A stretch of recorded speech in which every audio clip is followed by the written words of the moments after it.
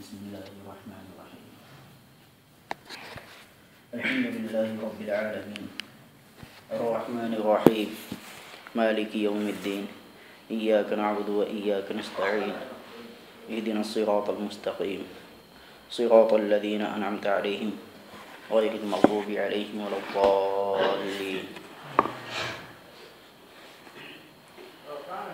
آمین.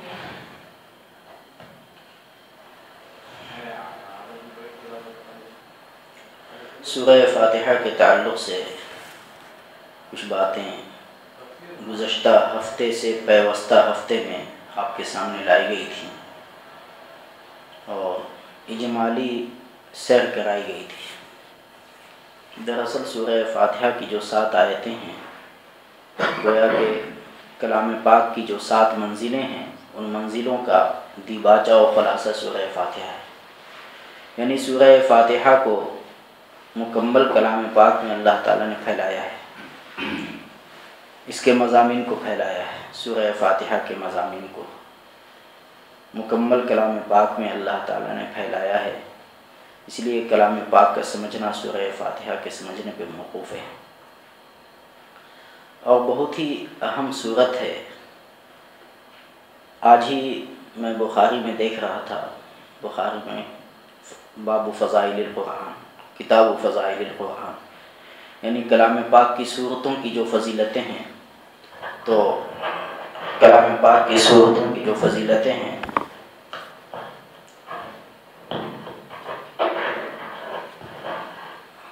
ان فضیلتوں کو کے تعلق سے جو حدیثیں امام بخاری رحمۃ اللہ نے لکھی ہیں، اس میں سورہ فاتحہ کے تعلق سے ایک حدیث آپ کے سامنے میں نے رکھی تھی. اس سے پہلے ایک حدیث اور دیکھی. حضرت ابو سعید ایک صحابی ہیں رضی اللہ تعالیٰ عنہ، وہ کہتے ہیں کہ میں سفر میں تھا، امیر جماعت وہی تھے، چلتے چلتے ایک بستی میں پہنچے. تو بستی میں جب پہنچے تو مسئلہ یہ ہے کہ جس بستی میں کوئی مسافر آ جائے تو تمام بستی والوں کی ذمہ داری ہے کہ اس کو کھانا کھلائے، اور ایمان کی علامت بھی ہے. آپ صلی اللہ علیہ وسلم نے فرمایا من کان یؤمن باللہ والیوم الآخر فلیکرم ضیفہ، جو اللہ کو مانتا ہے، آخرت پہ، جنت جہنم کو مانتا ہے، یقین رکھتا ہے، تو اپنے مہمان کی عزت کرنا نہ بھولے، اپنے مہمان کی عزت کرنا نہ بھولے، وہ فلیکرم ضیفہ. حضرت عبداللہ بن سلام رضی اللہ تعالیٰ عنہ وہ فرمایا کرتے تھے کہ حضور صلی اللہ علیہ وسلم جب مدینہ میں تشریف لائے تو میں نے آپ کے چہرے انور کو دیکھا. آپ صلی اللہ علیہ وسلم کے روئے زیبا کو دیکھ کر حضرت عبداللہ بن سلام کہتے ہیں، جو اہل کتاب کے سب سے بھاری عالم مانے جاتے تھے، وہ کہتے ہیں کہ میں نے چہرہ دیکھتے ہی پہچان لیا کہ یہ کسی جھوٹے آدمی کا چہرہ نہیں ہو سکتا، کیونکہ اہل اللہ کے چہرے بھی جو ہے نا اسلام کی دعوت دیا کرتے ہیں. تو کہتے ہیں کہ جب آپ صلی اللہ علیہ وسلم کو دیکھا تو ایک تو کہ چہرے نے گواہی دے دی کہ اسلام حق ہے اور یہ نبی برحق ہیں، دوسری جو گواہی دی وہ آپ کے کلام نے گواہی دی کہ آپ صلی اللہ علیہ وسلم نصیحت فرما رہے تھے لوگوں کو، ایھا الناس افشوا السلام، اے لوگوں سلام کو پھیلاؤ، وَأَطْعِمُوا الطَّعَامَ، اور کھانا کھلاؤ، وَصِلُوا الْأَرْحَامَ، صلہ رحمی، وَصَلُّوا بِاللَّيْلِ وَالنَّاسُ نِيَامٌ، جب دنیا سوتی ہو تم رات میں 2 رکعت 4 رکعت 6 رکعت تہجد کی نماز ادا کر لیا کر. تَدْخُلُوا الْجَنَّةَ بِسَلَامٍ، تو یہ چند کام کر لو گے تو جنت میں سلامتی کے ساتھ داخل ہو جاؤ گے. تو ہم نے کہا، حضرت عبداللہ بن سلام کہتے ہیں کہ اس کلام کو سن کے ہم نے سمجھ لیا کہ چہرے سے جو میں نے دیکھا تھا وہ کلام نے ظاہر کر دیا، یہ نبی ہی ہو سکتے ہیں، غیر نبی کا کلام ایسا نہیں ہو سکتا. تو اس میں اطعموا الطعام بھی ہے، کھانا کھلانا بھی ہے. آپ کو معلوم بھی ہے وہ حدیث السخی قریب من اللہ، قریب من الناس، قریب من الجنہ، بعید من النار. سخی کے تعلق سے حدیث میں 4 باتیں لائی گئی ہیں. ایک تو یہ ہے کہ وہ اللہ سے نزدیک ہوتا ہے، سخی سخاوت والا، دل کھول کے خرچے کرنے والا، اللہ سے نزدیک ہوتا ہے، جنت سے نزدیک ہوتا ہے، اللہ سے نزدیک ہوتا ہے، لوگوں سے نزدیک ہوتا ہے، جنت سے نزدیک ہوتا ہے اور جہنم سے دور ہوتا ہے، اور اسی کا الٹا بخیل ہے۔ بہرحال تو وہ صحابی حضرت ابو سعید خدری رضی اللہ تعالیٰ عنہ جب اس بستی میں پہنچے تو بستی والوں نے ضیافت نہیں کی اور مہمان نوازی نہیں کی، تو من جانب اللہ ان کو سزا ملی بستی والوں کو کہ ان کے سردار کو سانپ نے ڈس لیا۔ تو ایک خاتون آئی، آ کے کہا کہ میرے سردار کو سانپ نے ڈس لیا ہے کوئی آپ میں سے جنتر منتر کرنے والا، علاج کرنے والا ہے کوئی آپ میں سے، دوا دارو کرنے والا ہے کوئی آپ میں سے؟ تو حضرت ابو سعید رضی اللہ تعالیٰ عنہ کہتے ہیں کہ جی ہاں، میں تو جانتا ہوں لیکن میں علاج نہیں کروں گا جب تک کہ تم 30 بکریاں مجھے نہ دے دو، 30 بکری مجھے نہ دے دو۔ اس کائنات میں سب سے اچھی کمائی کلام پاک کی کمائی ہے، بخاری کی روایت کہتی ہے، اس سے زیادہ پاکیزہ کوئی کمائی نہیں، اس سے زیادہ حلال، اس کے بعد دوسرا نمبر مال غنیمت کا آتا ہے۔ بہرحال پھر اس کے بعد گئے اور 7 مرتبہ سورہ فاتحہ کی تلاوت کی۔ کتنی مرتبہ کی؟ 7 مرتبہ۔ 7 مرتبہ سورہ فاتحہ کی تلاوت کی اور دم کیا۔ جیسے ہی دم کیا تو مردہ گویا زندہ ہو گیا، یعنی قریب الموت آدمی بھی اٹھ گیا۔ تو بکریوں کو لے کر کے آئے۔ اب صحابہ تو بہت محتاط تھے، کھانے سے پہلے 1000 مرتبہ سوچتے تھے کہ یہ کھانا کھائیں یا نہ کھائیں، کیونکہ امام محمد الغزالی نے لکھا ہے احیاء العلوم میں، من اکل الحرام عصت جوارحہ شاء ام ابا، جو حرام کا ایک لقمہ بھی کھا لیتا ہے تو اس کے اعضاء یعنی ہاتھ پاؤں آنکھ کان دل دماغ سب زبان سب آؤٹ آف کنٹرول ہو جاتے ہیں، اپنے اوپر کنٹرول نہیں رہتا، وہ چاہے یا نہ چاہے، کنٹرول کرنا چاہے یا نہ چاہے کنٹرول میں نہیں رہے گا۔ تو یہ بہت محتاط رہنے کی ضرورت ہے۔ حرام کا ایک لقمہ گیا تھا مولانا یعقوب نانوتوی کے پیٹ میں، تو مولانا یعقوب نانوتوی رحمۃ اللہ علیہ وہ کہتے ہیں کہ 1 مہینے تک تہجد کی نماز چھوٹ گئی، جو کہ زندگی میں کبھی نہیں چھوٹتی تھی تہجد کی نماز، ایک لقمے نے اپنا یہ اثر دکھایا۔ اسی لیے آپ صلی اللہ علیہ وسلم نے ارشاد فرمایا، ان نفسا لن تموت حتی تستکمل رزقها، تم میں سے کوئی آدمی نہیں مرے گا جب تک کہ اپنی روزی کا ایک ایک دانہ وصول نہ کر لے، اپنی روزی کا ایک ایک دانہ وصول نہ کر لے۔ فاتقوا اللہ واجملوا فی الطلب، تو اللہ سے ڈرو اور روزی کو ڈھونڈنے میں تقوی کو اختیار کرو اور دیوانہ مت بن جاؤ۔ ولا يحملنکم استبطاء الرزق علی ان تطلبوه بمعاصی اللہ، روزی آنے میں دیر ہو جائے تو حلال سے حرام میں مت کود جانا، کیونکہ اللہ کے پاس جو چیز ہے وہ اللہ کو خوش کر کے ہی حاصل کی جا سکتی ہے۔ سمجھنے کی بات ہے نا؟ تو اس آیت میں، اس حدیث میں تنبیہ کی گئی ہے ہم لوگوں کو۔ تو ایک ایک دانے پہ اللہ تعالیٰ نے لکھ دیا ہے۔ حدیث میں آتا ہے جیسے موت ڈھونڈتی ہے ایسی ہی روزی بھی آدمی کو ڈھونڈتی ہے، جیسے موت آدمی کو ڈھونڈتی ہے نا، موت آدمی کو جیسے ڈھونڈتی ہے ایسی ہی روزی کو بھی ڈھونڈتی ہے۔ جب آدمی کی موت ہو جاتی ہے اور گھر والے چیخنے چلانے لگتے ہیں تو دروازے پہ ایک فرشتہ آتا ہے اور کہتا ہے کہ روزی پہلے ختم ہوئی ہے اور موت بعد میں آئی ہے۔ اگر زندہ بھی رہتا تو تم لوگ پریشان ہی ہوتے کہ یہ کچھ کھاتا نہیں، راتوں کی نیند تمہاری اچاٹ ہوتی، تم پریشان ہوتے، تم ہلکان ہوتے، تم مصیبت زدہ ہو جاتے کہ یہ کچھ کھاتا پیتا نہیں۔ اس لیے ہمارے صحابہ نے ہر لقمے کو دیکھا ہے، اس لیے علماء نے مسئلہ لکھا ہے کہ اگر کوئی آدمی دیندار ہے، وہ دعوت کرے تو پوچھنے کی ضرورت نہیں. اگر بے دین ہے تو تحقیق کر لو. اگر اس کی زندگی میں دین نہیں، لوگوں میں مشہور ہے فسق و فجور میں، شریعت کی پرواہ نہیں کرتا، تو کھانے پینے سے پہلے تحقیق کر لو. سرزمین عرب میں یہ کیا معاملہ ہوا ہے عرب میں کہ بس بسم اللہ کہو کھا لو. بسم اللہ کہو کھا لو. بھائی اگر صرف بسم اللہ کافی ہوتا تو اللہ تعالیٰ کلام پاک میں حلال و حرام جانوروں کا الگ الگ تذکرہ نہ کرتا کہ یہ جانور حلال ہے، یہ حرام ہے، یہ حلال ہے، یہ حرام ہے. بخاری شریف میں کتاب الاطعمہ موجود ہے کہ یہ جانور حلال، یہ حرام. اگر صرف بسم اللہ کافی ہوتا تو کیا بسم اللہ کہہ کے کوئی سود کھا سکتا ہے؟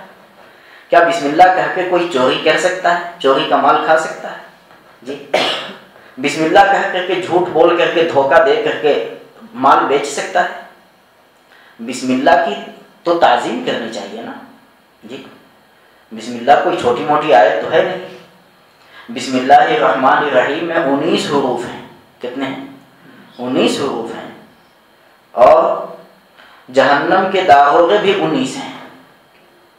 بسم اللہ الرحمن الرحیم میں کتنے حروف ہیں؟ 19 حروف ہیں. اور جہنم کے داروغے بھی 19 ہیں. علیہا 19 سورۃ المدثر میں موجود ہے. تو جو بسم اللہ الرحمن الرحیم کو معمول زندگی بنا لے گا، ہر کام سے پہلے بسم اللہ، ہر کام سے پہلے بسم اللہ، تو جہنم کے 19 داغوں سے وہ محفوظ ہو جائے گا. یعنی جہنمی وہ نہیں ہو سکتا. اس لیے ہمارے اکابر نے بسم اللہ کو بہت اہمیت دی ہے. حضور صلی اللہ علیہ وسلم کے تعلق سے ایک حدیث حضرت عمر بن ابی سلمہ، حضرت عمر بن ابی سلمہ چھوٹے تھے. حضرت عمر بن ابی سلمہ حضرت ام سلمہ کے صاحبزادے حضور صلی اللہ علیہ وسلم کے ساتھ پلیٹ میں کھانا شروع کیا.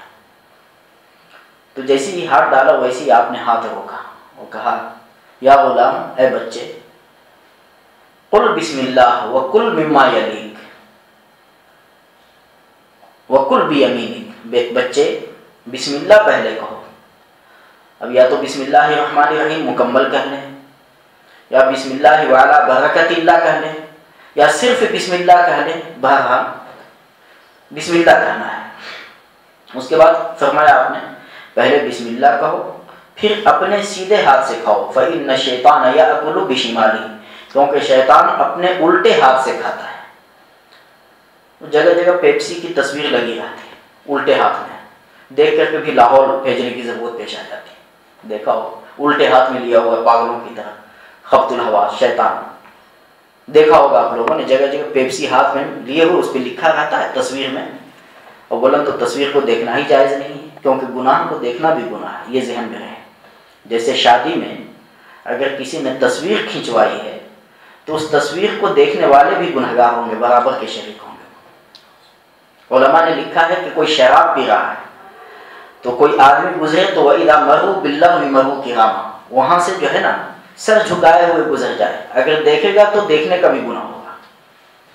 اس لیے گناہ کا دیکھنا بھی گناہ ہے. اپنی نظر کی حفاظت ضروری ہے. بہرحال تو بسم اللہ کی بہت اہمیت ہے. اس لیے عرب کی سرزمین میں عام طور سے یہ جہالت پھیل گئی ہے علماء کے نہ ہونے کی وجہ سے. کیونکہ جو بھاری بھرکم علماء ہیں وہ آپ کے ہندوستان میں، پاکستان میں ہیں. بھاری بھرکم علماء یہ 2 ملکوں میں پائے جاتے ہیں، اور وہاں جو علماء ہیں ان کا عمل زیرو برابر. عمل نہیں ہے، علم پہ بحث، علم پہ مقابلہ. اور علم مقابلے کے لیے سیکھنا یہ تو بہت خطرے کی بات ہے نا.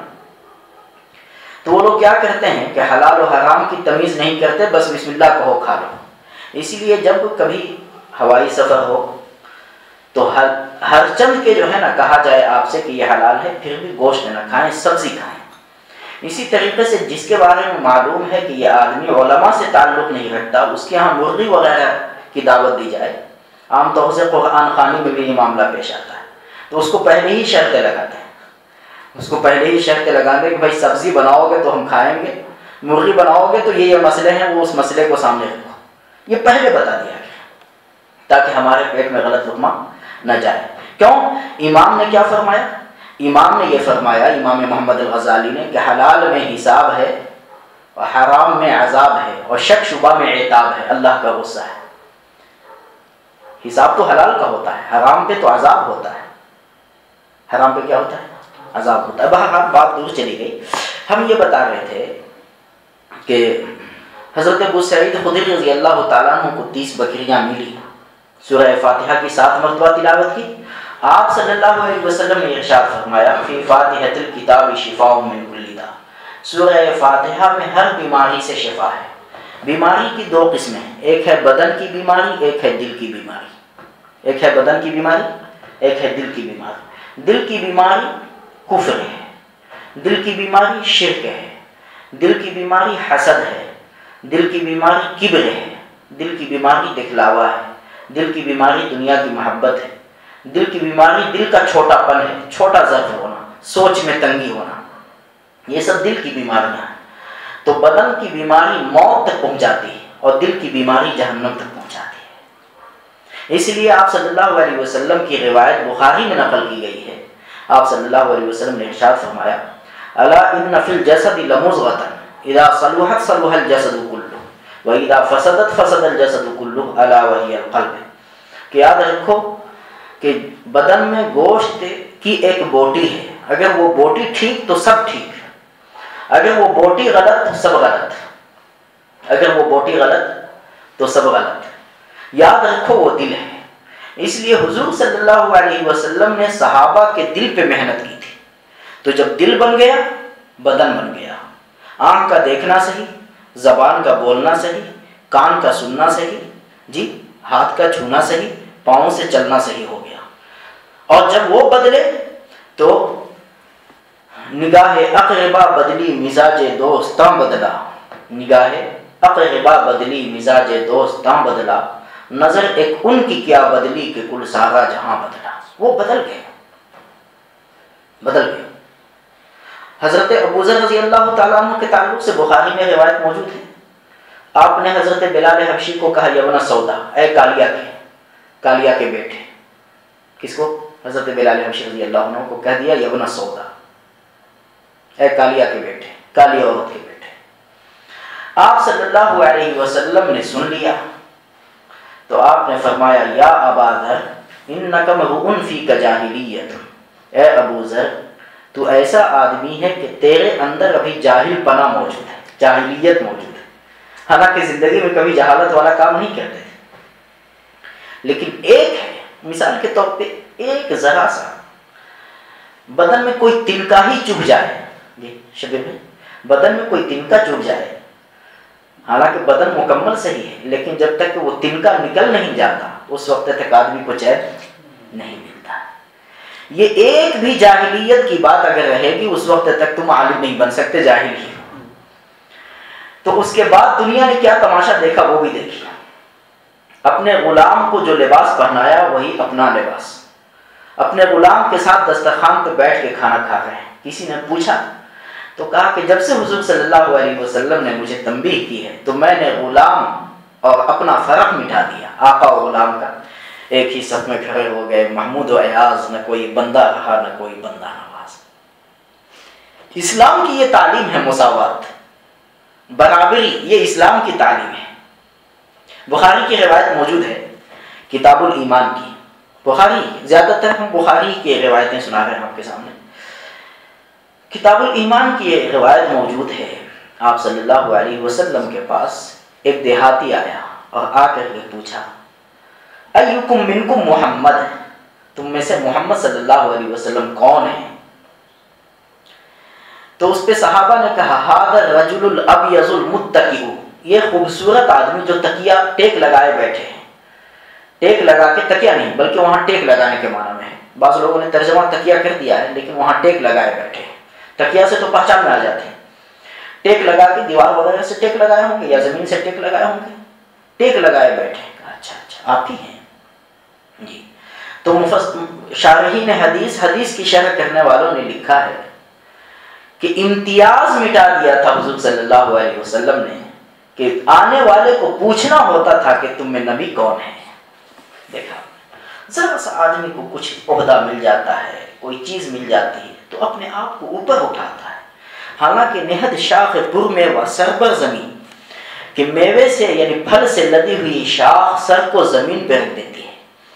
بوستا میں بایزید بستامی کا نام سنا ہوگا آپ لوگوں نے. بایزید بستامی ایک بزرگ گزرے ہیں، عجیب انسان بایزید بستامی. بایزید بستامی رحمۃ اللہ علیہ وہ غسل کر کے عیدگاہ میں نماز عید ادا کرنے کے لیے جا رہے تھے.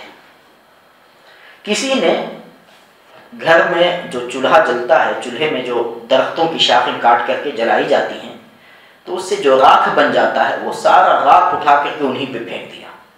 اور عید کا دن ہے، کتنا صاف ستھرا لباس پہنا ہوگا. غسل کرنا سنت ہے عید کے دن، واجب تو نہیں ہے.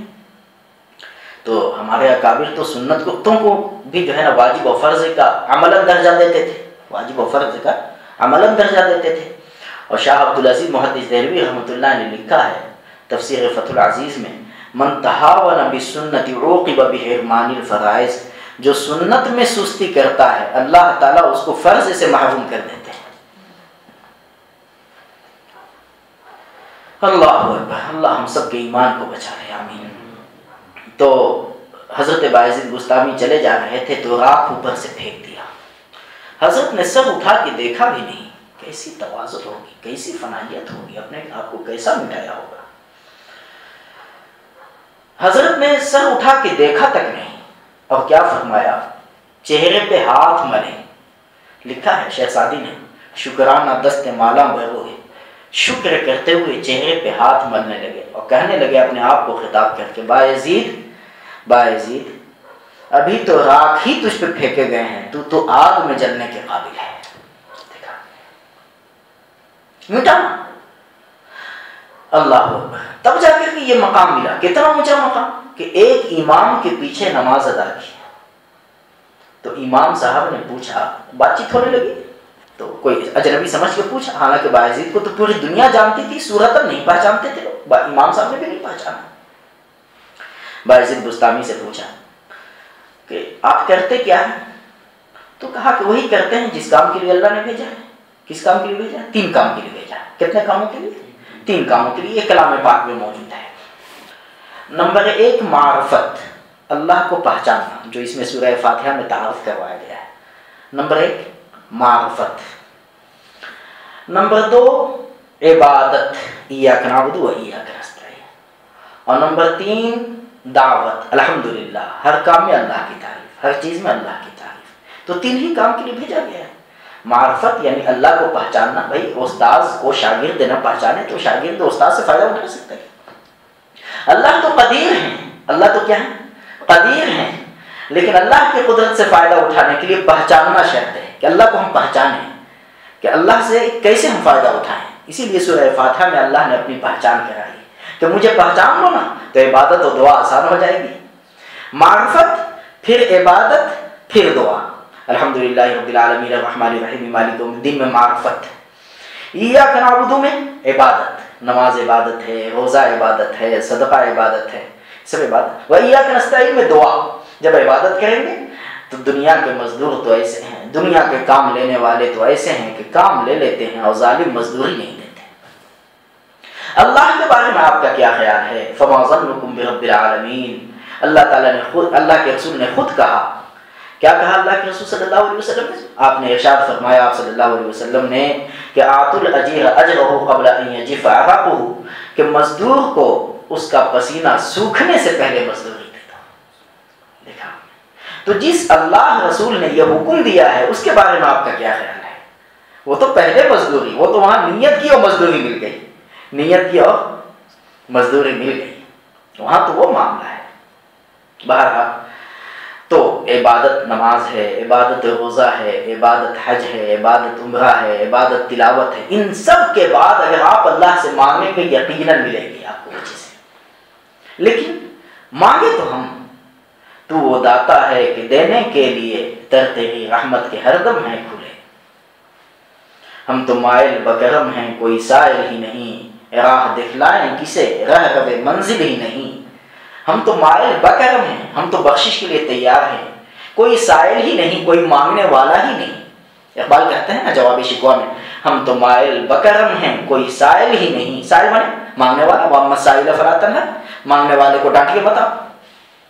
ہم تو مائل بکرم ہیں کوئی سائل ہی نہیں، راہ دکھلائیں کسے راہ رو منزل ہی نہیں، اہدنا الصراط المستقیم، اے اللہ ہمیں راستہ دکھلا دیجیے۔ راہ دکھلائیں کسے کوئی راہ رو منزل ہی نہیں، کوئی راستہ تو چلنے والا تو ہونا، کوئی طالب منزل تو ہو، اللہ سے مانگے تو اہدنا الصراط المستقیم، اے اللہ ہمیں صراط المستقیم دکھلا دیجیے، سیدھے راستے پہ چلا دیجیے۔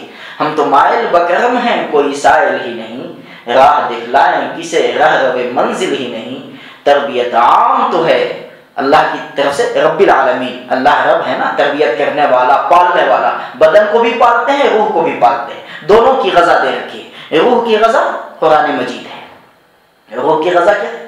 قرآن مجید ہے، اور بدن کی غذا بھی اللہ تعالیٰ نے یہاں سے وہاں تک دیکھ لیجیے انتظامات کے رکھے ہیں، منڈی میں سپلائی ہو رہی ہے، دلوں میں جذبہ پیدا کیا، زمین کے خزانے اللہ نکال رہے ہیں۔ وَأَخْرَجَتِ الْأَرْضُ أَثْقَالَهَا، طرح طرح کے پھل، طرح طرح کی سبزی، طرح طرح کے اناج، طرح طرح کے غلے اور دانے، کتنا؟ وَإِن تَعُدُّوا نِعْمَةَ اللَّهِ لَا تُحْصُوهَا، کہ اگر اللہ کی نعمت کو گننا چاہو تو تم گن نہیں سکتے، اتنا اللہ دے رہے ہیں، لیکن ہم تو مانگیں گے تو۔ وَإِن تَعُدُّوا آیت ہے نا ذہن میں، بہت مشہور آیت ہے، اگر تم اللہ کی نعمت کو گننا چاہو تو لا تحصوها، تم گن نہیں سکتے۔ اس کو سمجھیے، تعدو عدد سے بنا ہے، 1 2 3 4 5 6 کو عدد کہتے ہیں، ایک تو نہیں لیکن ایک عدد نہیں ہے، عدد ساز ہے، عدد بناتا ہے، ایک عدد نہیں ہے بلکہ کیا ہے؟ عدد بنانے والا۔ قل هو اللہ احد، اللہ احد ایک ہے، یعنی سب اللہ کو اللہ بناتے ہیں، اللہ کو کوئی نہیں بناتا، کیونکہ عدد کی تعریف یہ کی گئی ہے، مجموعہ حاشیتین کے نصف کو عدد کہتے ہیں۔ کیا مطلب؟ یعنی مطلب یہ ہے کہ دونوں سائڈ دیکھنا ہوگا، 2 سے پہلے 1 ہے اور 2 کے بعد 3 ہے، 1 اور 3 ملے تو کتنے ہوئے؟ 4 ہوئے نا، 4 کا آدھا کتنا ہوا؟ 2 نکل آیا نا، اس کو عدد کہتے ہیں۔ بات سمجھ میں آ رہی ہے؟ وَإِن تَعُدُّوا نِعْمَةَ اللَّهِ لَا تُحْصُوهَا، اگر تم اللہ کی نعمت کو عدد میں لانا چاہو، یعنی 2 3 4 5 6 7 8 تم گننا چاہو تو تمہاری گنتی ختم۔ اچھا پھر گنیں گے کس چیز سے؟ بھیا انگلی ہے، لیکن انگلی پہ کتنا گنیں گے؟ تو عرب کے لوگ کیا کرتے تھے؟ حصا رکھتے تھے، یعنی کنکری رکھتے تھے۔ عرب کے لوگ کیا کرتے تھے؟ کنکریوں کو جمع کر لیتے تھے، لاکھوں کنکریاں ہوتی تھی، رمیے جماعت دیکھ لیجیے، 70 کنکریاں لے کے جاتے ہیں رمیے جماعت کے لیے، تو کنکریاں ہوتی تھی، ان کنکریوں پہ گنتے تھے۔ تو اللہ کہتے ہیں کنکری بھی ختم اور تمہاری گنتی بھی ختم، لیکن ایک نعمت باقی ہے۔ نعم نہیں کہا، نعمت کہا ہے، واحد اور جمع کا فرق ہے، سنگولر ہو کیا پلورل، جی واحد اور جمع کا فرق، ایک نعمت۔ وَإِن تَعُدُّوا نِعْمَةَ اللَّهِ لَا تُحْصُوهَا، اگر تم اللہ کی ایک نعمت کو گننا چاہو تو گنتی ختم اور کنکریاں بھی، حصا کے معنی آتے ہیں کنکریاں، کنکریاں بھی ختم ہو جائیں گی اور گنتی، تعداد، یہ عدد بھی ختم ہو جائیں گے، لیکن اللہ کی ایک نعمت کو بھی تم گن نہیں سکتے۔ تو اللہ فرماتے ہیں اب بات سمجھ میں آ رہی ہے نا؟ اللہ ہم سب کو سمجھا دے، آمین۔ وہی کہ اقبال کہتے ہیں ہم تو مائل بکرم ہیں کوئی سائل ہی نہیں، راہ دکھلائیں کسے راہ رو منزل ہی نہیں، تربیت عام تو ہے جوہر قابل ہی نہیں، جس سے تعمیر ہو آدم کی وہ گل ہی نہیں۔ اللہ کی طرف سے فیض عام ہے لیکن کوئی لینے والا تو گر نبینت بروش شب رہے چشم آفتاب را چے گناہ۔ حضرت شیخ سعدی نے لکھا ہے کہ اگر دن میں چمگادر کو دکھائی نہ دے تو اس میں سورج کا کیا قصور ہے؟ اس میں سورج کا کیا قصور ہے؟ ہماری آنکھوں میں عیب ہے نا، اپنا علاج کرنا چاہیے۔ تو تربیت عام تو ہے جوہر قابل ہی نہیں، جس سے تعمیر ہو آدم کی وہ گل ہی نہیں۔ یہ وہ مٹی ہی نہیں ہے جس سے آدمی بنے، ہماری مٹی سے جانور بن رہے ہیں۔ آج کل جانور زیادہ پیدا ہوتے ہیں، آدمی کم پیدا ہوتے ہیں۔ آج کل جانور زیادہ پیدا ہوتے ہیں، آدمی کم پیدا ہوتے ہیں۔ آدمی کسے کہتے ہیں؟ جس میں آدم کی صفت ہو، تواضع ہو، جھکنا ہو۔ آدم علیہ السلام کی صفت، بنیادی صفت 2 ہے۔ کتنی بنیادی صفت؟ صفات تو ہزاروں ہیں کیونکہ اول نبی ہے نا، سب سے پہلے نبی ہیں، لیکن بنیادی صفت کتنی ہے؟ 2 ہے۔ نمبر 1 توبہ، نمبر 2 تواضع۔ نمبر 1 توبہ، نمبر 2 تواضع۔ سب کچھ ہو کر کے بھی اپنے کو کچھ نہ سمجھنا، اور غلطی ہو جائے تو فوراً معافی مانگ لینا، کہ ربنا ظلمنا انفسنا وان لم تغفر لنا وترحمنا لنکونن من الخاسرین۔ اللہ ہم سے غلطی ہو گئی، معاف کر دیجیے، ہم سے غلطی ہو گئی، معاف کر دیجیے۔ اللہ کو سب سے زیادہ معافی مانگنا پسند ہے، پھر سب سے زیادہ معاف کرنا پسند ہے۔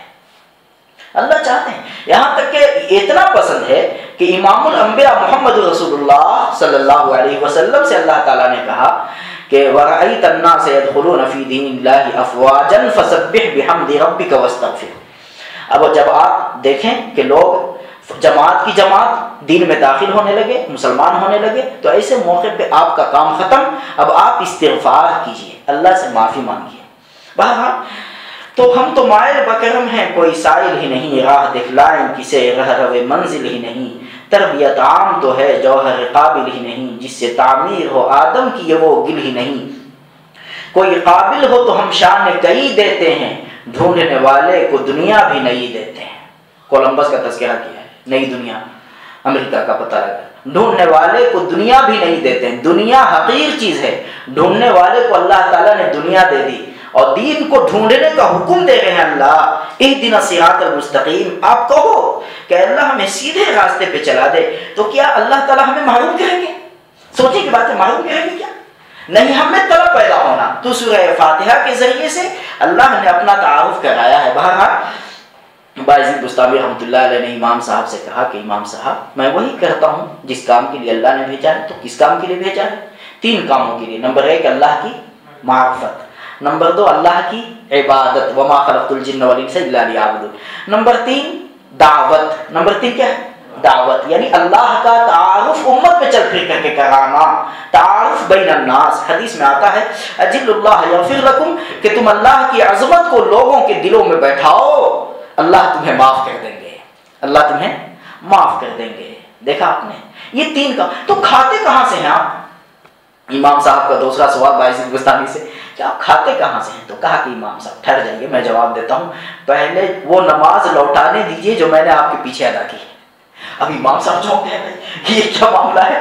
کہا کہ کیا میرے پیچھے نماز نہیں ہوئی؟ کہا کہ ہاں، ایسے امام کے پیچھے نماز نہیں ہوتی جس کو یہ معلوم نہ ہو کہ کھلانے والا اللہ ہے۔ کھلانے والا کون ہے؟ اللہ ہے۔ تو اللہ تعالیٰ نے سب سے پہلا تعارف اپنا کرا ہے، الحمدللہ رب العالمین، سب تعریف اللہ کے لیے ہے۔ کس کے لیے؟ اسی حمد سے اللہ کا نام ہے حمید۔ کیا نام ہے؟ حمید۔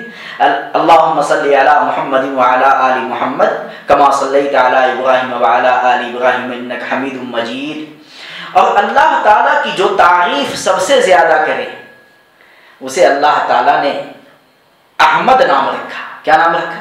احمد، اللہ تعالیٰ کی تعریف سب سے زیادہ کرنے والا۔ اور پھر جب اللہ تعالیٰ کی تعریف سب سے زیادہ کی حضرت احمد صلی اللہ علیہ وسلم نے، تو اللہ تعالیٰ نے پلٹ کر کے ان کو محمد بنا دیا کہ اب میں آپ کی تعریف کروں گا۔ دیکھا آپ نے، محمد اور احمد۔ احمد کے معنی مخلوق میں سب سے زیادہ جو اللہ کی تعریف کرے اسے احمد کہتے ہیں، اور جس کی سب سے زیادہ تعریف کی جائے اسے محمد کہتے ہیں، اسے محمد صلی اللہ علیہ وسلم۔ اسی لیے مولانا قاسم نانوتوی کا نام سنا ہوگا آپ لوگوں نے، سنا ہے نا؟ دارالعلوم کے بانی ہیں، مبانی مولانا قاسم نانوتوی۔ عجیب شخصیت تھی مولانا قاسم نانوتوی کی، عجیب و غریب شخصیت۔ وہ واقعہ بتا دوں پہلے، وہ جو ہے نا، ہاں اس کے بعد وہ جو میں بتانا چاہتا ہوں، وقت بھی ہو گیا ہے۔ بہرحال تو مولانا قاسم نانوتوی رحمۃ اللہ علیہ کے زمانے میں فتنے بہت اٹھے، کیونکہ انگریزوں کا زمانہ تھا۔ انگریزوں نے ہندوستان میں مسلمانوں کے سینے سے ایمان کو کھینچنے کے لیے، نکالنے کے لیے 52,000 علماء کو شہید کیا۔ کتنے کو؟ ٹامسن نام کا ایک مورخ ہے، ہسٹری لکھنے والا انگریز، وہ لکھتا ہے اپنی کتاب میں کہ میرے پیدا کرنے والے مالک کی قسم، وہ اپنی کتاب میں لکھتا ہے، میرے پیدا کرنے والے مالک کی قسم، آگ جل رہی ہے خندق میں، قتل اصحاب الاخدود النار ذات الوقود، آگ جل رہی ہے، کھائی کھودی گئی ہے، اس میں آگ دھک رہی ہے، اور 40 علماء کو بلایا گیا۔ کتنے عالم کو؟ 40 عالموں کو۔ اسی لیے علماء سے ہم محبت رکھیں کہ علماء ہی انبیاء کے وارث ہوتے ہیں۔ حضور صلی اللہ علیہ وسلم کا علم عالم کے سینے میں ہوتا ہے۔ کس کے سینے میں؟ اگر قرآن میں بھی ہے تو وہ بھی عالم ہی بتائیں گے نا، ورنہ ڈائریکٹ ہم لے کے بیٹھ جائیں تو ہم کو سمجھ میں آئے گا کیا کہ کیا ہے؟ نہیں سمجھ میں آئے گا۔ کہا کہ میرے پیدا کرنے والے مالک کی قسم، 40 عالموں کو بلایا گیا اور سب سے کہا گیا کہ ہماری حکومت صحیح ہے یا غلط؟ ایک عالم بھی ان میں سے ایسا نہیں نکلا جو کہہ دے صحیح ہے، ہر ایک نے کہہ دیا کہ تم ظالم ہو، تمہاری حکومت ظالمانہ اور غاصبانہ ہے، ہندوستان کو خالی کر دو اور ایمان والوں کے ایمان کو مت لوٹو۔ تو ایک ایک کر کے 40 کو دہکتی ہوئی آگ میں ڈال دیا، لیکن ایک کی بھی زبان نہیں بدلی۔ دیکھا، اپنی آنکھوں دیکھا واقعہ وہ لکھتا ہے۔ تو مولانا قاسم نانوتوی رحمۃ اللہ علیہ اسی زمانے میں جب پنڈت دیانند سہارنپور کے علاقے میں ایک علاقے میں آیا ہوا تھا، تو پنڈت دیانند جب اس علاقے میں پہنچا مولانا قاسم نانوتوی سے مناظرہ کرنے کے لیے، اور پنڈت دیانند آریہ سماج کا بانی، اور پورے ہندوستان میں ایک تحریک اس نے چلا رکھی تھی، اور دولت کو، روپیے پیسے کو وہ پانی، وہ جو ہے نا بارش کی طرح لٹا رہا تھا۔ تو بہت سارے لوگ اسلام سے نعوذ باللہ پھر رہے تھے، اللہ ہم سب کی حفاظت فرمائے۔ ابھی آپ لوگوں نے سنا ہوگا کہ آگرے میں کیا معاملہ پیش آیا۔ بہرحال تو مولانا قاسم نانوتوی کے شاگردوں کو بھیجا مناظرے کی شرطوں کو طے کرنے کے لیے، کہ مناظرہ کرنے سے پہلے، بحث کرنے سے پہلے شرطیں طے کر لی جائیں۔ تو مولانا قاسم نانوتوی تشریف لے گئے، نہیں ان کے شاگرد گئے، تو دیکھا کیا، کہا کہ پنڈت جی ابھی کھانا کھائیں گے، اس کے بعد بات ہوگی۔ شاگرد لوگ بیٹھ گئے، مفتی یہ شیخ مولانا محمود حسن، مولانا فخر الحسن وغیرہ تھے اس میں، بیٹھ گئے کہ دیکھیں پنڈت جی کیا کرتے ہیں۔ اور پنڈت جی کے سامنے جو ہے نا 10 آدمی کا کھانا لایا گیا۔ کتنے آدمی کا؟ 10 آدمی کا کھانا لایا گیا۔ تو سمجھا انہوں نے کہ شاید 10 آدمی بیٹھیں گے، تو لیکن پنڈت جی بیٹھے اور آنن فانن جو کھانا شروع کیا، تو 10 آدمی کا کھانا اکیلے کھا گئے۔ حدیث میں آتا ہے، بخاری میں یہ روایت موجود ہے کتاب الاتمہ میں، المؤمن یاکل فی میعان واحد والکافر یاکل فی 7 امعاء، کہ مومن ایک آنت میں کھاتا ہے اور کافر 7 آنتوں میں کھاتا ہے۔ اب یہ لوگ بیچارے بہت گھبرائے، وہاں سے خیر بات چیت ہوئی، اس کے بعد اٹھ کر کے آئے تو ڈرے ہوئے سہمے ہوئے۔ حضرت نے پوچھا کہ بھئی کیا بات ہوئی، کوئی مناظرہ تم سے ہو گیا کیا؟ کہا کہ نہیں حضرت، بولنے کی بات نہیں ہے۔ کہا کہ بولو کیا ہوا؟ تو مولانا قاسم نانوتوی نے پوچھا، تو شاگردوں نے بتایا کہ حضرت عجیب معاملہ پیش آیا، وہ کھانے کے لیے بیٹھا تو اکیلے وہ ظالم 10 آدمی کا کھانا صفا چٹ کر گیا۔ وہ جو کھا رہا ہے تو کھا رہا ہے، انسان ہے یا ہاتھی ہے، بھینسا ہے، کیا ہے وہ جو کھا رہا ہے تو کھا رہا ہے۔ تو کہا کہ پھر اس میں گھبراہٹ کیوں ہے؟ کہا کہ حضرت اگر علم میں مناظرہ ہوگا تو آپ جیت جائیں گے، وہ تو ہم لوگ کو یقین ہے انشاءاللہ، لیکن اگر کھانے میں مناظرہ ہوا تو کیا کہیں گے آپ؟ اللہ اکبر۔ حضرت بھی کہنے لگے عجیب آدمی ہو تم لوگ، کہ میں اس سے پوچھوں گا کہ یہ بتاؤ فرشتہ افضل ہے یا جانور افضل ہے؟ حضرت نے جواب دیا، حضرت کا جواب دیکھیں۔ حضرت نے کہا کہ اگر مناظرہ ہو گیا کھانے میں تو میں اس سے پوچھوں گا پنڈت یہ بتا کہ فرشتہ افضل ہے یا جانور افضل ہے؟ وہ اگر کہے گا جانور افضل، اگر وہ کہہ دے گا، وہ ہوتا ہے تو بیوقوف، اس کو کچھ الٹی پلٹ وہ سمجھ میں آتا نہیں، جہاں شرک کی شاہی ہوگی وہاں عقل کی تباہی ہوگی۔ مشرک سب سے زیادہ بد عقل ہوتا ہے۔ مشرک کس کو کہتے ہیں؟ جو ناک کی جگہ کان لگا لے، موزہ پاؤں میں پہننے کے بجائے ہاتھ میں پہننے لگے، اس کو مشرک کہتے ہیں۔ جو چیز جہاں رکھی جائے وہاں نہ رکھ کے دوسری جگہ رکھ دینا، اس کو مشرک کہتے ہیں۔ عبادت اللہ کا حق ہے نا، کس کا حق؟ ایاک نعبد و ایاک نستعین، ہم آپ ہی کی عبادت کرتے ہیں اور دعا بھی صرف آپ ہی سے مانگتے ہیں، نبی سے، ولی سے، جن سے، فرشتہ سے، اس سے نہیں مانگتے۔ ہاں ان حضرات کی محبت کا حوالہ دے دیتے ہیں، اے اللہ مجھے نبی سے محبت ہے اس لیے اس محبت کی لاج رکھ کر کے میرا کام کر دیجیے، وہ الگ بات ہے، لیکن ڈائریکٹ نہیں مانگتے۔ بہرحال تو اس کو حضرت نے فرمایا کہ اگر کہے گا کہ جانور افضل ہے تو ہم کہیں گے تو پھر ہاتھی کو لے آؤ، ہاتھی تم سے زیادہ کھاتا ہے، بھینسا کو لے آؤ، بھینسا تم سے زیادہ کھاتا ہے، تو وہ تو افضل ہوا۔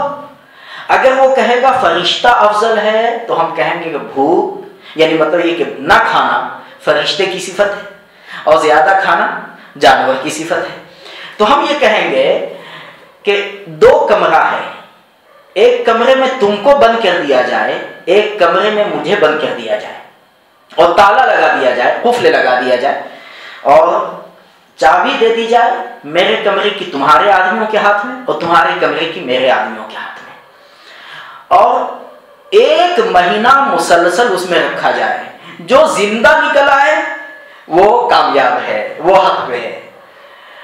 تو شاگرد لوگ کہنے لگے حضرت 1 مہینہ آپ بھوکے رہ لیں گے؟ کہا کہہ رہے ظالموں 1 مہینہ نہیں 2 مہینے انشاءاللہ بھوکے رہ سکتا. کیسے ہمارے اکابر تھے. تو یہ مولانا قاسم نانوتوی رحمۃ اللہ علیہ تھے. کون تھے یہ؟ مولانا قاسم نانوتوی رحمۃ اللہ علیہ. بہرحال تو مولانا قاسم نانوتوی رحمۃ اللہ علیہ انہوں نے ایک کتاب لکھی ہے اور اس میں چند اشعار لکھے ہیں. اس میں حضور صلی اللہ علیہ وسلم کے تعلق سے نعت لکھی ہے. تو نعت لکھنے کے لیے شاعر ہونا کافی نہیں ہے، عالم ہونا ضروری ہے. یہ مسئلہ ذہن میں رکھیں. نعت لکھنے کے لیے آج کل جو ہے نا جگہ جگہ قوالیاں لگی رہتی ہیں اور کیسٹیں لگی رہتی ہیں. کوئی بچہ ہے وہ گا رہا ہے، اس کو کیا پتا نہیں بتا سکتا وہ گاتا رہتا اور شرک اور کفر اور الٹا پلٹا جو چاہتا ہے سو گاتا رہتا. لوگ لگائے رہتے.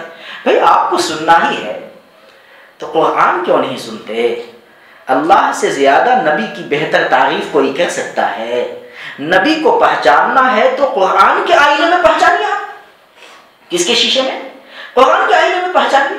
جب بھی نعت رسول سننے کا شوق ہو یا تو علماء سے پوچھیے، نہیں تو قرآن میں کو سننا شروع کریں. بات سمجھ میں آ گئی نا؟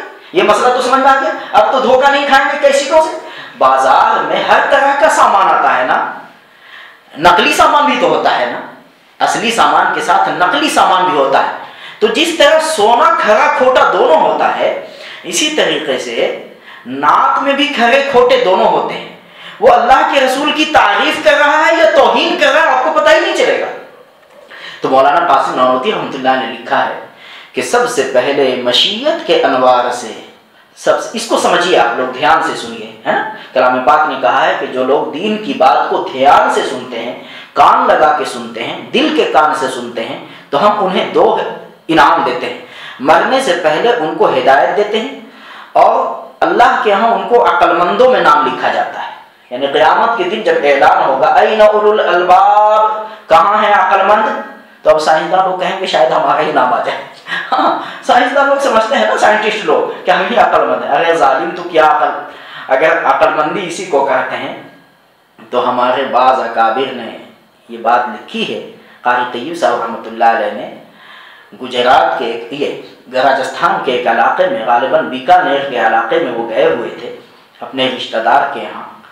تو ان کے رشتہ دار کیا کہتے ہیں کہ بندروں نے بہت پریشان کر رکھا ہے. 15 20 بندروں کی ٹولی آتی ہے اور آ کر کے بہت کچھ نقصان کر کے وہ ٹولی چلی جاتی ہے.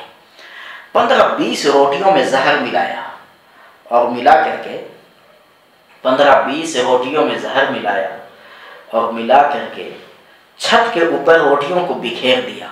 اب قاری طیب صاحب کے ساتھ وہ بھی چھپ کر کے منظر دیکھ رہے ہیں کہ اب بندروں کی ٹولی آئے گی اور آ کر کے روٹیوں کو ہضم کرے گی اور فوراً ان کی موت. خیر مقدر سے کچھ ہی دیر کے بعد بندروں کی ٹولی آئی. اب دیکھا کیا رہی یہاں اتنی روٹیاں، خلاف معمول کبھی اتنی روٹیاں رکھی نہیں گئی تھی. معاملہ کچھ ہے، کچھ تو ہے جس کی پردہ داری ہے. تو ایک بوڑھا بندر سامنے آیا اور سونگا، پہلے سونگا اور اس کے بعد اشارہ کیا کہ مت کھاؤ، لا تاکلوہ، مت کھاؤ. اس کے بعد سارے بندر نکل بھاگے وہاں سے اور کچھ ہی دیر کے بعد سب کے منہ میں کچھ ہری پتیاں ہیں. سب کے منہ میں، سب نے اپنے سامنے پتیوں کو رکھ دیا. روٹی کھائی، پتی کھا لیا. پہلے روٹی کھائی اور اس کے بعد پتی کو کھایا، ان پتوں کو، درخت کے پتوں کو کھایا اور کھا کر کے اچھلتے کودتے چھلانگ لگاتے ہوئے چلے گئے. کچھ بھی نہیں ہوا. تو قاری طیب صاحب رحمۃ اللہ علیہ نے کہا ہے کہ سنو، اگر ڈاکٹری سے خدا ملتا تو بندر سے زیادہ معرفت والا کوئی نہیں ہوتا.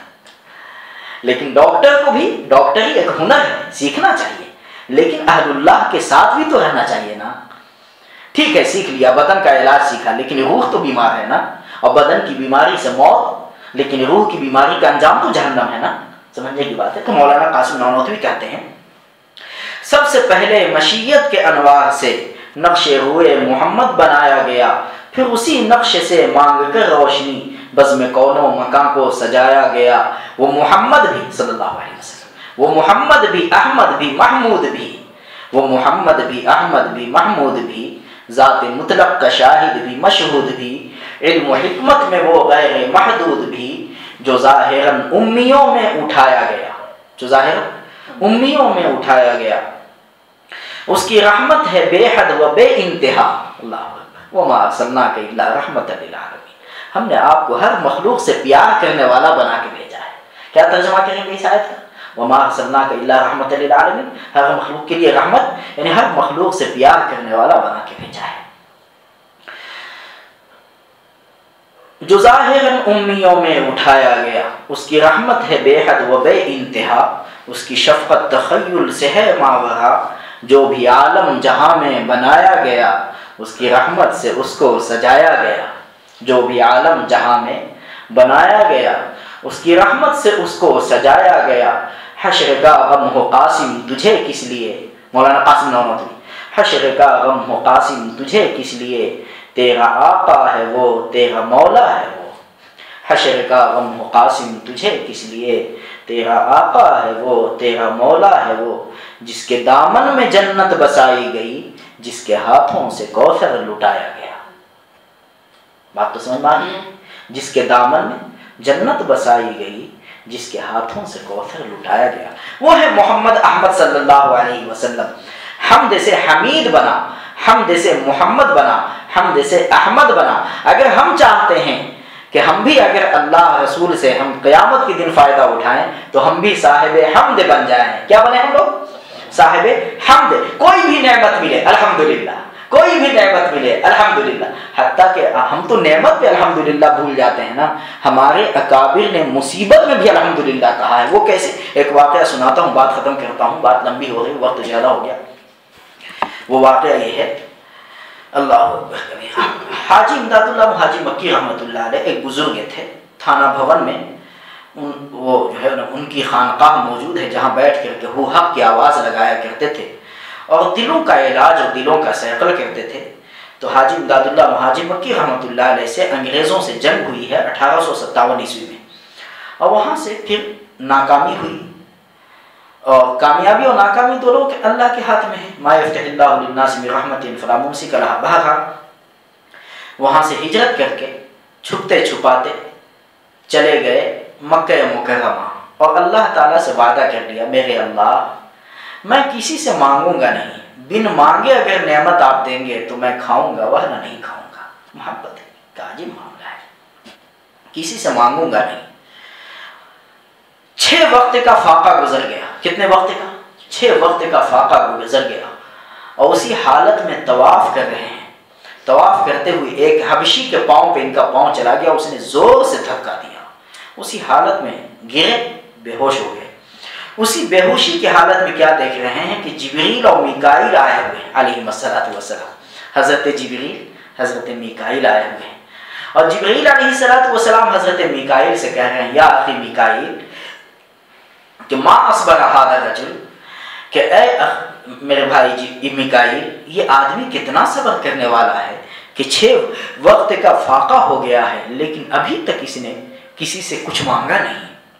خیر، اس کے بعد ان کی آنکھ کھلی، ہوش میں آئے تو پہلے تو قیام کی حالت میں نماز ادا کرتے تھے، اس کے بعد طاقت ختم ہو گئی، بیٹھ کر کے نماز ادا کرنے لگے۔ پھر 11 وقت کے فاقے ہو گئے۔ کتنے وقت کے؟ اب بیٹھ کر کے نماز ادا کرنا مشکل، تو کہنے لگے میرے اللہ اب مجھ سے نماز بیٹھ کر کے بھی ادا نہیں ہو پاتی، میرے اللہ مجھے اتنی قوت دے دے کہ میں نماز ادا کر سکوں۔ میں تو چاہتا ہوں کہ تیرے سامنے لمبا لمبا قیام کروں، میں تو تیرے حبیب کی سنت زندہ کرنا چاہتا ہوں، میں چاہتا ہوں کہ تیرے حبیب اتنی لمبی تلاوت، اتنا لمبا قیام کرتے تھے کہ حضرت عائشہ رضی اللہ عنہا رحم کھا کے کہنے پہ مجبور ہو گئی کہ یا رسول اللہ نے آپ کے اگلی پچھلی لغزش معاف کر دی ہے، پھر آپ کیوں اتنی مشقت اٹھاتے ہیں؟ تو آپ نے فرمایا افلا اکون عبدا شکورا، کیا میں شکر گزار بندہ نہ بنوں؟ تو یا اللہ میں تو تیرے حبیب کی سنت زندہ کرنا چاہتا ہوں، تیرے حبیب کی سنت زندہ کرنا چاہتا ہوں۔ اتنے میں کیا دیکھا کہ ایک آدمی دسترخوان لیے ہوئے اور تشت لیے ہوئے اس کو ڈھکے ہوئے سامنے لا کے رکھا، کہا کہ کھاؤ یہ حاجی کھاؤ۔ جیسے ہی کھانے کا ارادہ کیا کہ دل میں وہی بات آئی کہ یہ حلال ہے یہ حرام ہے۔ جیسے میں نے بتایا تھا نا ابو سعید خدری رضی اللہ تعالیٰ عنہ کو جو 30 بکریاں دیں تو دل میں بات آئی حلال ہے یا حرام ہے۔ حضور صلی اللہ علیہ وسلم کے پاس لے کر کے گئے تو حضور صلی اللہ علیہ وسلم نے پوچھا کہ ابو سعید تمہیں کس نے بتایا کہ سورہ فاتحہ میں شفا ہے؟ کہا کہ یا رسول اللہ میرے دل نے خود بتایا۔ کلام پاک نے کہا وَمَن يُؤْمِن بِاللَّهِ يَهْدِ قَلْبَهُ، اگر تم اللہ سے دوستی کر لو گے نا تو اللہ تعالیٰ تمہارے دل پہ خود ہی جو ہے نا ہدایت نازل کریں گے۔ اور سورہ فاتحہ میں ہدایت کا تذکرہ موجود ہے۔ تو آج کہا کہ اچھا اضربوا لی بسہم، میرا بھی حصہ لگاؤ اس میں، یعنی صحابہ کو خوش کرنے کے لیے کہا کہ میرا بھی حصہ لگاؤ۔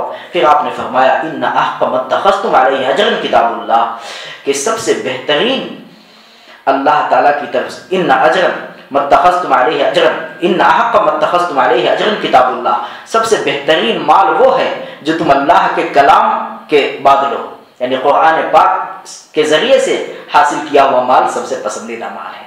دیکھا آپ نے۔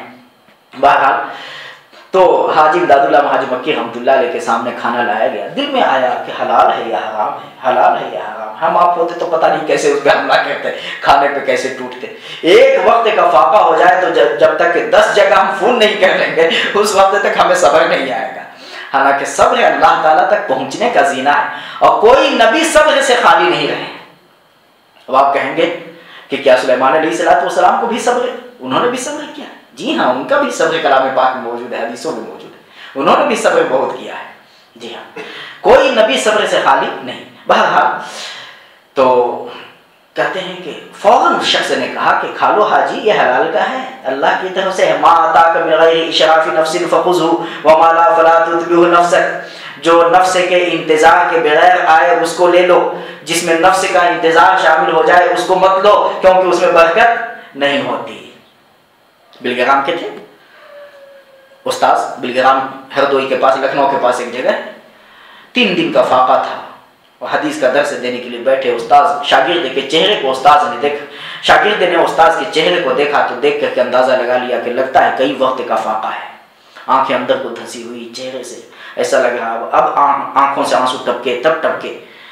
کتاب بند کی، کہا کہ حضرت اجازت دیجیے ذرا میں آتا ہوں، کچھ ضرورت پیش آ گئی ہے۔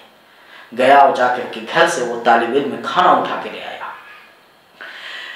شاگرد کو دیکھ کر کے استاذ نے کہا کہ اب یہ کھانا میرے لیے حلال نہیں ہے، 3 دن کا فاقہ، کہا کہ میرے لیے حلال نہیں ہے۔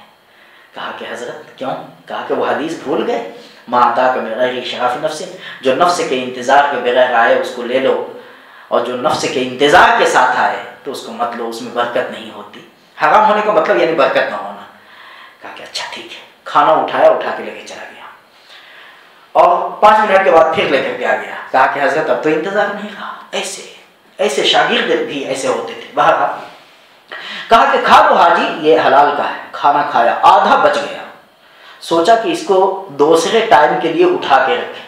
پھر دل میں خیال آیا الحمدللہ رب العالمین، وہ اللہ جو سارے عالم کا پالنہار ہے اور پروردگار ہے، اتنے وقتوں کے بعد کھانا کھلایا کہ اگلے وقت میں بھول جائے گا، یہ توکل کے خلاف ہے۔ جی اٹھا کے لے جائیں کھانا۔ آواز دی، وہ ایک جگہ کونے میں بیٹھے ہوئے تھے، کھانا اٹھا کے لے گئے وہ، اور اس کے بعد جب کھانا کھا کر کے مسجد حرام سے جب باہر نکلے ہیں تو دروازے پہ ایک دیوانہ، ایک مجذوب بیٹھا ہوا ملا، دیکھ کر کے بہت زور سے ہنسا اور کہتا ہے خوب سمجھا حاجی، خوب سمجھا، خوب سمجھا حاجی، خوب سمجھا، اگر تو بچے ہوئے کھانے کو رکھ لیتا تو اللہ تعالیٰ تجھے بھکاری بنا دیتے، تجھے کنگال کر دیتے، تجھے مفلس بنا دیتے۔ زبان خلق کو نقاہ ہے خدا سمجھو، اس کی زبان سے اللہ نے کہلوایا، اس دیوانے کی زبان سے۔ اسی لیے کبھی اللہ والے دیوانوں کی شکل میں بھی ہوتے ہیں، ہم کسی کو حقیر نہ سمجھیں، کسی کو حقیر نہ سمجھیں، پتہ نہیں وہ کون ہوگا، وہ چھپے ہوئے ہوتے ہیں، دیوانے ہوتے ہیں بظاہر، لیکن اللہ سے بہت تعلق مضبوط ہوتا ہے ان کا۔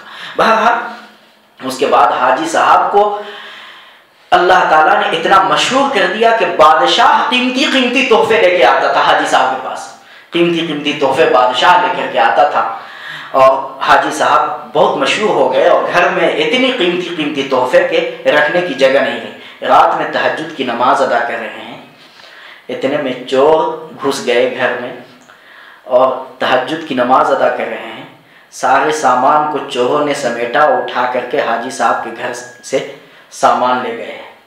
حاجی صاحب نماز میں مشغول تھے، جیسے ہی سلام پھیرا السلام علیکم ورحمۃ اللہ، السلام علیکم ورحمۃ اللہ، دیکھا کہ ایک سامان بھی نہیں ہے، کہنے لگے الحمدللہ۔ کیا کہا؟ الحمدللہ سے کلام پاک شروع ہوا ہے، جو بھی نعمت ملے اس پہ اللہ کی تعریف کرے، اپنی تعریف نہ، میں نہیں ہے کہ میں نے تو اس کو اچھا خاصا جو ہے نا دھوکہ دیا تب یہ مال حاصل ہوا، میں نے اتنی محنت کی، اتنے سال تک انجینئرنگ کا کورس کیا تب یہ نوکری۔ اجی میاں تم سے نہیں، اللہ نے سب کروایا ہے، تمہیں نوکری تک پہنچا دیا، اور جس دن چاہے گا جو اللہ لباس پہناتا ہے وہی لباس اتار بھی سکتا ہے۔ آدم علیہ السلام کو جنت کا لباس پہنایا، اتار بھی لیا، اتارا تھا یا نہیں اتارا تھا؟ تو پتے سے اپنے بدن کو ڈھانپنے لگے۔ جو اللہ لباس پہناتا وہ اتار بھی تو سکتا ہے نا، اس لیے ڈرتے رہنا چاہیے۔ پھر اس کے بعد جب بیچنے کے لیے گئے تو شاہی مہر لگی ہوئی تھی اور انہوں نے چوروں نے دھیان نہیں دیا، اب دیکھا گرفتار ہو گئے، اب ہنگامہ، چور ہیں، تو بادشاہ تک خبر پہنچی، سارا سامان حاجی صاحب کے گھر میں بادشاہ کی طرف سے پولیس نے اٹھایا اور لا کر کے پھر حاجی صاحب کے گھر میں پہنچ گیا۔ حاجی صاحب نے دیکھا تو کہا الحمدللہ، کیا کہا؟ الحمدللہ، نعمت ملی تو بھی الحمدللہ، نعمت گئی تو بھی الحمدللہ۔ اسی لیے لفظ الحمدللہ کو یاد کریں ہم لوگ، ہر حال میں نعمت ہو تو بھی الحمدللہ، مصیبت آئے تو بھی کس حال میں ہے ذرا الحمدللہ، خیریت سے، اللہ کی توفیق سے اللہ نے نعمت دے رکھی ہے تو الحمدللہ کو اپنائیں، انشاءاللہ اپنائیں گے نہیں انشاءاللہ۔ کھانے کے بعد الحمدللہ الذی اطعمنا وسقانا، الحمدللہ جی۔ اور جب استنجا وغیرہ سے فارغ ہو تو اس وقت بھی الحمدللہ الذی اذھب عنی الأذى وعافانی۔ جب سو کے اٹھے تو مردہ ہو گئے تھے نا، اب زندگی ملی ہے تو کیا کہنا؟ الحمدللہ۔ مکمل دعا یاد نہیں تو اتنی دعا تو یاد ہے نا کہ الحمدللہ۔ قیامت کے دن جب 50,000 سال کا فیصلہ ہوگا، کتنے سال فیصلے چلیں گے قیامت کے دن؟ 50,000 سال میں فیصلہ ہوگا ساری مخلوق کا۔ کتنے سال میں؟ 50,000 کا مقدار 50,000 سنہ۔ جب آخری آدمی کا فیصلہ ہو جائے گا تو فرشتے بے اختیار پکار اٹھیں گے الحمدللہ رب العالمین، وہیں پہ ختم۔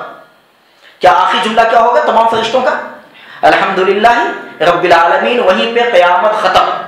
پھر یا تو جنت ہے یا جہنم ہے۔ اللہ ہم سب کو مرنے سے پہلے اپنی معرفت نصیب فرمائے، سورہ فاتحہ کو سمجھنے کی اور سمجھانے کی اور امت میں چل پھر کر کے اس کو پھیلانے کی توفیق عطا فرمائے، آمین۔ مختصر دعا کرنے، بسم اللہ الرحمن الرحیم، الحمدللہ رب العالمین والصلاة والسلام على رسول الكريم محمد وآله وصحبه أجمعين۔ يا الله يا حي يا قيوم، يا الله يا حي يا قيوم، برحمتك نستغيث برحمتك نستغيث، اصلح لنا شأننا كله ولا تكلنا إلى أنفسنا طرفة عين۔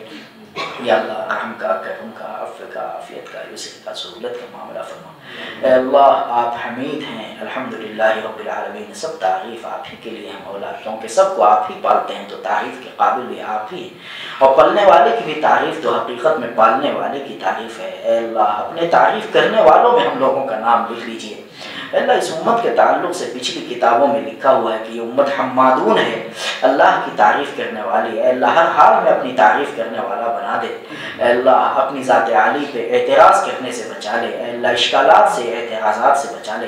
اے اللہ ہم سب کے دل میں اپنی محبت، اپنی معرفت نصیب فرما۔ اے اللہ یہ جو مجمع بیٹھا ہوا ہے، اے اللہ اگر آپ سے محبت نہ ہوتی تو یہ مجمع یہاں نہ بیٹھتا، آپ کے کلام سے محبت نہ ہوتی تو یہ مجمع نہ بیٹھتا۔ اے اللہ اسی محبت کے ایک ذرے کے صدقے انہیں قبول فرما لے، انہیں اٹھنے سے پہلے مغفرت کا پروانہ دے دے، ہمیں اٹھنے سے پہلے مغفرت کا پروانہ دے دے۔ جو کچھ غلطی ہوئی یا ہو رہی ہے اے اللہ اس کا حساب نہ لیجیے، اے اللہ بے حساب ہی معاف کر دیجیے۔ اللہم انک عفو تحب العفو فاعف عنا یا کریم، بغیر حساب ہی کہ آپ معاف کر دیجیے، کیونکہ ہم تو حساب دینے کے قابل ہی نہیں ہیں۔ کون سے عمل کا آپ حساب دیں گے ہم سے؟ اے اللہ ایمان کا بھی حساب نہ لیجیے، نماز اور روزے کا، اے اللہ دوسرے اعمال کا حساب نہ لیجیے، اللہ نہ نیکی کا حساب لیجیے نہ بدی کا حساب لیجیے، بے حساب ہی معاف کر دیجیے، بس محض اپنے فضل و کرم سے معاف فرما دیجیے، پوری امت کو بخش دیجیے۔ اللہ نفس و شیطان ہمارے دشمن ہیں، بچتے بچاتے بھی گناہ ہو ہی جاتا ہے۔ اے اللہ محض اپنے فضل و کرم سے آپ اپنی رحمت بے انتہا کو دیکھ لیجیے، کیونکہ آپ رحمان و رحیم ہیں، آپ مالک یوم الدین ہیں۔ جب آپ مالک ہیں، قاضی ہونا الگ ہے، مالک ہونا الگ ہے۔ اللہ آپ مالک ہیں تو مالک کے قبضے میں سب کچھ رہتا ہے، جج تو قانون کے تابع ہوتا ہے، لیکن آپ مالک ہیں، آپ قانون کے تابع تو نہیں ہے نا۔ اے اللہ محض اپنے فضل سے اے اللہ ہم لوگوں کو جہنم سے مستثنا کر دیجیے۔ اے اللہ اس مجمع کو اے اللہ وتقوا من النار کا خطاب دے دیجیے، جہنم سے آزاد، جو جہنم میں کبھی نہ جائے۔ آمین آمین یا رب العالمین۔ اے اللہ ہمیں جو بیمار ہیں انہیں شفا دے دیجیے، ہمیں جو پریشان ہیں پریشانیوں سے نجات دے دیجیے۔ اے اللہ ان دعاؤں کو محض اپنے فضل و کرم سے اپنے حبیب صلی اللہ علیہ وسلم کے آنسوؤں کے صدقے میں بے انتہا قبول فرما لیجیے، آمین آمین یا رب العالمین۔ ربنا تقبل منا انک تسمع العلیم۔ سبحان ربک رب العزة عما یصفون وسلام علی المرسلین والحمد للہ رب العالمین۔ سبحان اللہ وبحمدہ، سبحانک اللہم وبحمدک، اشہد ان لا الہ الا انت، استغفرک واتوب الیک۔ سبحان اللہ۔